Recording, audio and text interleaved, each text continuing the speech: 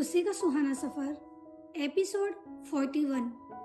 जैसा कि पिछले एपिसोड में दुबे जी खुशी को सब कुछ अपने हिसाब से और सब कुछ उसे अकेले ही करने की सलाह देते हैं ताकि वो इंडिपेंडेंट हो सके और अपने खुद की रिस्पॉन्सिबिलिटी खुद उठा सके। नमस्कार दोस्तों, मैं नम्रता शर्मा लेकर आई हूँ अपनी लिखी हुई कहानी जिसका नाम है खुशी का सुहाना सफर। उम्मीद करती हूँ कि आपका और मेरा ये सफर भी सुहाना रहेगा।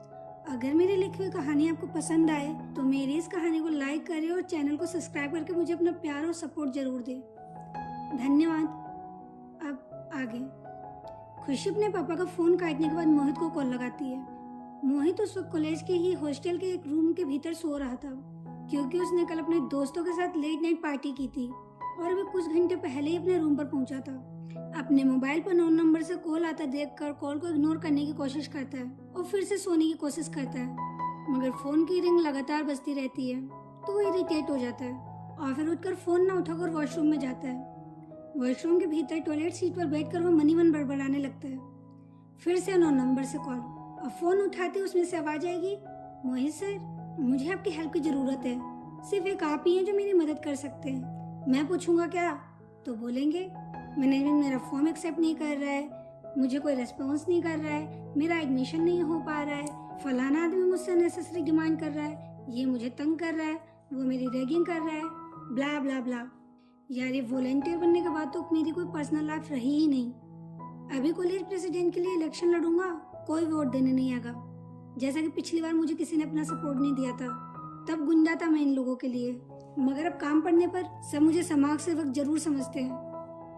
अरे क्यों नहीं जाते हो तुम उस प्रेसिडेंट के पास जिसे तुम लोगों ने प्रेसिडेंट बनाया था?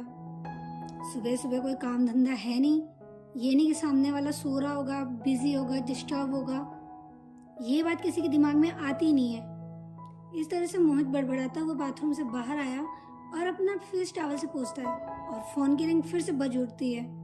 मोहित फोन की लगातार आवाज से परेशान होकर उसे जमीन पर पटकने वाला होता है कि मोहित का दोस्त विपुल आता है और वो फोन उसे छीन लेता है। मोहित विपुल को बोलता है कि तू संभालिए, कौन है, मैं जा रहा हूँ थोड़ी देर सोने। इतना बोलकर मोहित वापस जाकर बेड पर लेट जाता है और तकिए से अपने दोनों कानों को दबा लेता है ताकि वो डिस्टर्ब ना हो। उधर विपुल उसके बगल में बैठकर मोहित का फोन उठाकर गुस्से में बोलता है, कौन बोल रहा है? खुशी ऐसे गुस्से में आवाज सुनकर सब पका जाती है। उसने मोहित से फोन पर कल ही बात की थी, इसलिए वो मोहित की आवाज पहचानती थी, मगर ये आवाज मोहित की नहीं थी। वो जानना चाहती थी कि फोन पर कौन है, मगर वो कुछ बोलती या पूछती विपुल से फिर से उसे झाड़ना शुरू करता है। अरे मुंह में जुबान नहीं है क्या? सिर्फ हाथ है लोगों को फोन लगाकर परेशान करने के लिए, और हाथ के साथ साथ फालतू टाइम भी है तुम्हारे पास, लेकिन यहाँ टाइम नहीं है किसी के पास जो टाइम पास करे किसी गूंगे के साथ। अब फोन रखो वरना मेरा माथा खराब हुआ तो आज से तुम्हारा टाइम खराब कर दूंगा।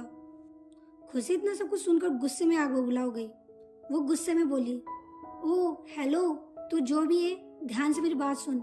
इतनी देर से मैं गूंगी थी ना, इसलिए तेरी इतनी बकवास सुन ली, और गूंगी इसलिए थी क्योंकि ये नंबर मुझे मेरे पापा ने फॉरवर्ड किए थे, तो मुझे लगा कि अगर उन्होंने कोई रॉन्ग कांटेक्ट भी मुझे सेंड कर दिया है तो हो सकता है कि उनके कोई दोस्त या उनके नॉन हो, तो मुझे पोलाइटली डील करना चाहिए। मगर इतनी देर से तेरी बकवास सुनने के बाद ये तो कंफर्म हो गया है कि मेरे पापा का कॉन्टेक्ट तुझ जैसे टपोरी के साथ तो नहीं हो सकता। और अब सुन मेरी बात। खुशी विपुल को आगे कुछ कहती कि विपुल बीच में ही बोल पड़ा, अच्छा तो ये नंबर तेरे बाप ने तुझे दिए हैं कि तू फोन करके हमें परेशान कर सके? तेरी तरह तेरे पापा के पास भी कोई काम धाम नहीं है क्या? मुझे तो तेरा बाप भी तेरी तरह चिंदे लगता है, लेकिन मेरे पास तुम लोगों का ये चिंदेपना बिल्कुल नहीं चलेगा। चल फोन रख अब। खुशी पहले गुस्से में थी, अपने पापा के बारे में ये सब सुनकर वो अपना आपा खो बैठी। वो विपुल को बोली, अबे दुष्ट, फोन रखने की हिम्मत भी मत करना, पहले मेरी बात सुन।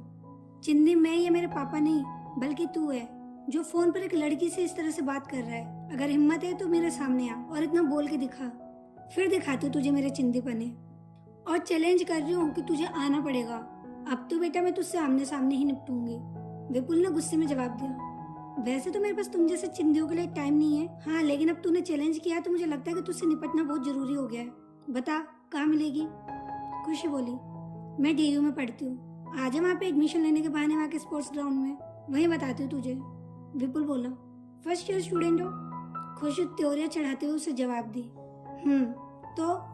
विपुल बोला, सीनियर बात कर रहा हूँ तेरा, सेकंड ईयर फ्रॉम DU, तो अब तुझसे मिलने के लिए मुझे किसी बहाने की जरूरत नहीं है। और बेटा अभी तो इतना इसलिए बोल रही कि तू जानती नहीं मैं कौन हूँ। खुशी बोली, मुझे जानना भी नहीं कि तू कौन है, क्योंकि जब तू जान जाएगा कि मैं कौन हूँ, सारी अकड़ हवा बन के एक झटके में बाहर निकल जाएगी। इधर इतनी देर से मोहित विपुल को किसी से लगातार बहस करता देख इरिटेट हो चुका था। गुस्से में वो विपुल से फोन लेकर खुद उस लड़की को हड़काना चाहता था, जो कब से विपुल के साथ लगातार बहस कर रही थी और अब तो धमकी भी दे रही थी। मोहित विपुल से फोन छीनने की कोशिश करता है, मगर विपुल उसे इशारे में समझाता है कि मैं इस लड़की को संभाल लूंगा। विपुल की बात सुनकर मोहित फिर से लेट गया। उधर खुशी भी यही सोच रही थी कि फोन पर पंगा तो ले रही हूँ, मगर इस तरह अकेले उस गुंडे के पास जाऊंगी तो मेरा मजाक उड़ाएगा, और अकेले जाना सही भी नहीं रहेगा। इस मोहित के नंबर भी नहीं लग रहे। देखूंगी, ज्यादा दिक्कत हुई तो अपने पापा को फोन करके बुला लूंगी। तभी फोन पर विपुल खुशी को बोलता है, तो अभी तो फोन पर मुझे अपना इंट्रोडक्शन दे रही थी, बता कौन है तू?